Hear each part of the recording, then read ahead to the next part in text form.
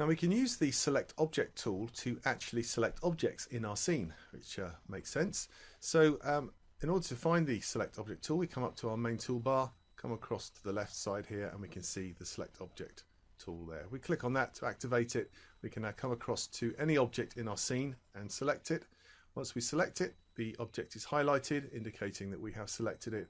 I can now come across to my modify panel or any of the other panels here, and I can see parameters and functions relevant for the object that I've got selected. So as I choose different objects, we can see that the information over here in this modify panel will change depending on the type of object that I'm selecting.